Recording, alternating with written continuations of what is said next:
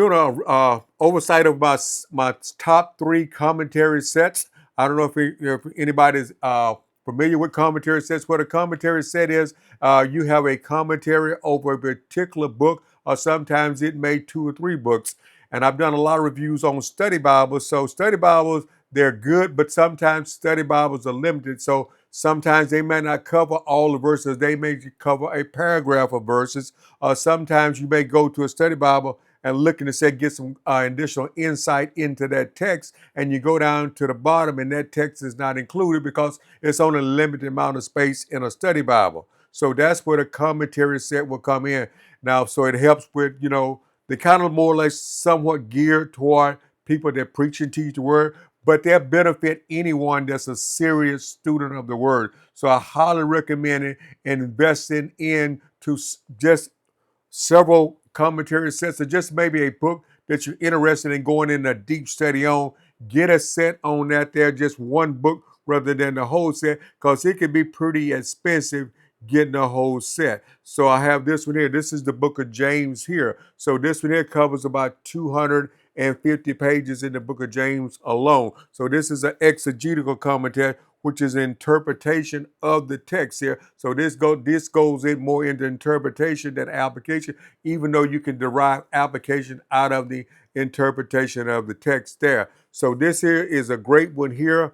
And this one here is more or less geared toward people that preach and teach the word, but anyone could benefit from this, and the serious student of the word. Long before I was called the ministry, I had commentary sets. I started to add commentary sets. Now, most of my commentary sets are in Logos Bible software, so I've had that program for some years now. So I build into that. So I do have a few physical copies, but it's a lot cheaper to get them on like a Logos Bible software. But the advantage of that there versus the physical copies, but the physical copies are great too. You might not be into Bible software, but physical copies, they're limited because they're stuck on your shelf. Now, I can take my computer with me any place that I go, and I'm taking my library with me, whether I'm going to work, I'm traveling, I'm taking my library with me. So that is the advantage of that there. So this here is like the book of James here. So what I'm going to do is just go to, in each commentary set, just go to a particular passage and kind of like you get an idea how they go in doing a deep dive into that particular passages there. So we're just going to look at the book of James, and that would be James chapter 1. And hope you can see that one there. And that's James chapter 1 there. So what this one is, James chapter 1. But each person is tempted by his own desire, being dragged away and being enticed. So this is James chapter 1, verse 4, the first part of the verse 14 here. And it does cover in here where you can see that there, where it does do it in the Greek text here. So if you're a student of Greek or you can read the Greek, you know Greek, that's a big plus there. But even for English, if you don't know the Greek text, you can't speak Greek, you had to study Greek, this is still a real important there. So it is real vital because it goes down here and I'm just going to go ahead and just read just a paragraph here, and having affirmed that God does not cause temptation, James turned to the true source of temptation comes from within us. He refers to each person, pointing out that every single one of us experiences temptation from within. Each one is tempted by their own desire.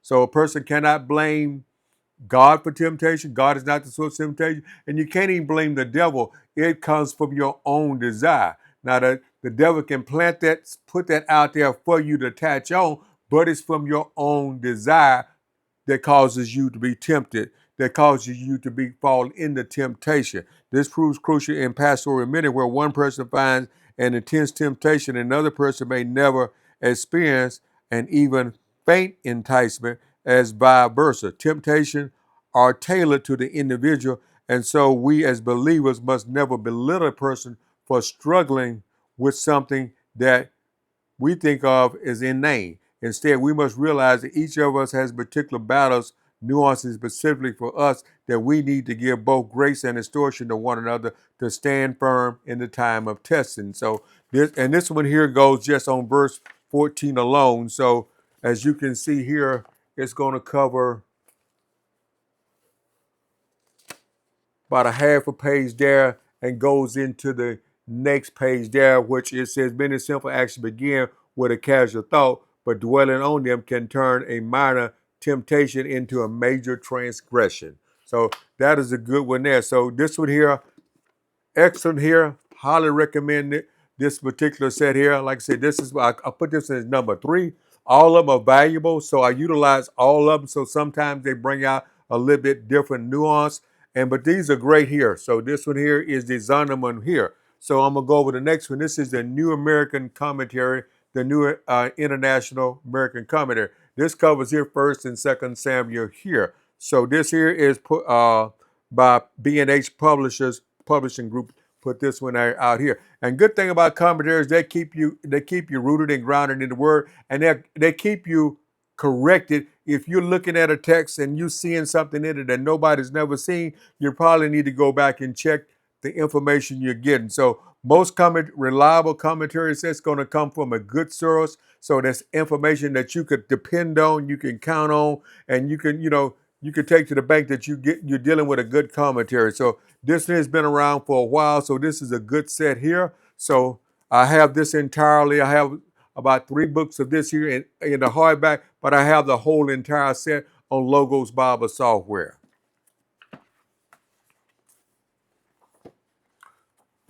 So we're just going to take a look at just one point here in this one here. And this here goes, it gives here on this one here, does it a little bit different here. It gives the whole, and this here is talking about when David did what was evil in sight of the Lord by David's temptation here. So this covers from 2 Samuel verses 11, 1 through 27. That's in the bold text of scripture itself. So they actually put the scripture in here also. So we'll go over to when David was tempted on, this guy here. David noticed that the woman was very beautiful and his desire was aroused, and he sent someone to find out about her. So this covers a lot here.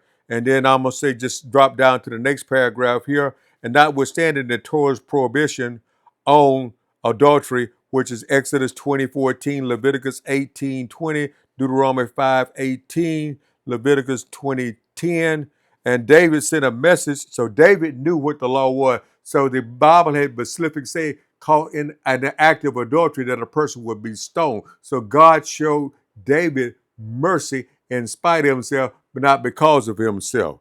Notwithstanding the Torah's prohibition, David sent a message to get her. Bathsheba came to him, perhaps because she was naive or simply lacked the will to resist a powerful king's request, or perhaps she desired to be unfaithful to her husband. So the Bible doesn't mention anything about her transgression.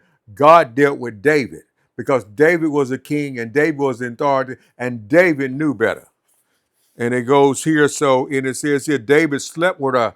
Adamic Hebrew expression indicated he engaged in sexual intercourse with her. David's sinful encounter with Bathsheba occurred after she had purified herself from her uncleanness. That means her monthly cycle. And that is during the part of her monthly cycle where she was not ministering, and that was more likely to conceive. So David knew what he was doing. So just to go into that there, just say it covers about 3 pages of information, notes, study notes, or explaining the text on that particular thing here. So this commentary here alone, this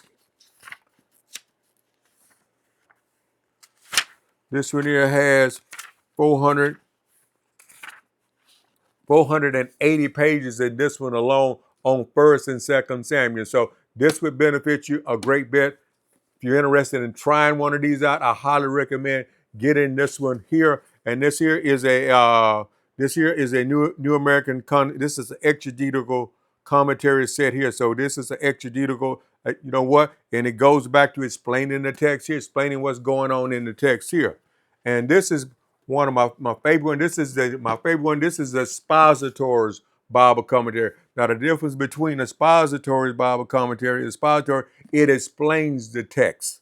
So the other 2 that I just mentioned, they interpret the text. This one explains the text. Now this one here is probably, if you were looking into getting the whole set, this would be a good route to go, because generally with this one here, it only comes in, I think, total of 12 volumes. So versus getting a book by book, they cover, each one of them covers multiple books here. So this actual one here, this is the revised, and this came out. I really like the improvements they've done on this one here. And this is the book Romans through Galatians. So this covers several books here. So this one here, you can get this copy here, like on Amazon. This will cost you about, I'm gonna say about $25 to $35. Depends on what type of sale they offered here. I picked this up a few months back. So this, I just wanted to see what the difference between the, because I got the old, not the older version. I have that one there in my Logos Bible software. So I wanted to just get a hard copy of this one here just to see how to update. And they made quite a bit of improvements on the update here. So I'm just going to go over just a little bit on this one here. And this one here is Romans 12, verse 1. Now they put the text kind of shaded out. This is Romans 12, verses 1 to 2 right here. And this here goes into explaining the commentary on that there. And it got 1, 2, 3 pages just on Romans chapter 1, verses 1 and 2. So you got 3 pages of commentary just on those 2 verses alone. So I'm just going to go through and just give you a little insight what it says in here. Just touch on anything. And it's talking about, therefore, I urge you, brothers, viewing God's mercy, to offer your bodies a living sacrifice, holy and pleasing to God. This is your spiritual act of worship. Do not be conformed any longer to the patterns of this world, but be transformed by the renewing of your mind, that you may be able to test and approve what's God's will, his good and pleasing and perfect will is. Now this here is geared to the NIV text. Actually, all of them are geared to the NIV text. So it does mention some other translations in here, but the text in all 3 of these commentaries, the NIV, I noticed that a lot of commentaries, some have New King James, but majority of the commentary sets out there, don't let that, if you are King James only, you still will benefit from the commentary set. So this is about explaining what the text, and that will transfer, regardless of the Bible translation. They have some do the ESV. So regardless of what translation, I highly recommend getting a book that you want to do a deep study in and getting that particular volume to that there. And it's going to enrich, and it's going to help you in your growth, and it's going to help you understand text. You might say, I'm not a preacher or anything. You still will benefit from it, because you don't know what God's plans for you may be for you down the road. God may call you to ministry. This may be your season of preparation. And when you get to the place you can with it, God can put you in ministry, but you got to get to that level there in your study. I walked with God for over 10 years before God called me to the ministry. That was my preparation stage there. I kind of knew in my heart, but I wasn't at that place there. That was my preparation of growth. So when God called me to ministry, I was prepared, because I had spent 10 years into his word, studying his word, and studying at a level that a lot of people that I know that were preaching wasn't studying at that level there. So I've done a lot of studying. God equipped me behind the scenes. So just going to touch on a few things here. One is the reminder of a living sacrifice, that the apostle is using a cultural language here. Before a priest of Israel could minister on behalf of others, he was obligated to present himself, consecrated condition, and the sacrifice he offered was to be without blemish, holy. It is a reminder that necessary for the Christian, not in terms of rite or ritual, but renouncing the sin of the old life, being committed to the life of obedience of the divine will. And so that's just explaining just a little portion of the text there. And then I'm going to drop down to the words. Got that highlighted there. And the word living strongly contrasts that with animal sacrifice of the Old Testament, which once offered no longer possessed life, but also a reminder that the spiritual life received from God in the new birth is the presupposition of a sacrifice acceptable to him. Christian sacrifice, though made decisively and once and for all before us, has the view of life of service to God. In Israel, the whole burnt offering ascended to God and could never be reclaimed. It belonged to God. Next to the living sacrifice, equated with a spiritual act of worship. So we present your body as a living sacrifice. That is your spiritual act of worship. how you live. That's what God is concerned about, how you live out the text on a day-to-day basis, not just on a worship act of in a church service, lifting your hands, praising God, but this is how do you live out the Christian life? How do you live? How, when you come into others, how do you present yourself? Do people see Christ, or they see a person, or do they see self? So we have every day we walk this out as we live our life out before others in a life that's pleasing to God, and God can utilize us greatly to make a difference and an impact. So this is the spouses one. So you can.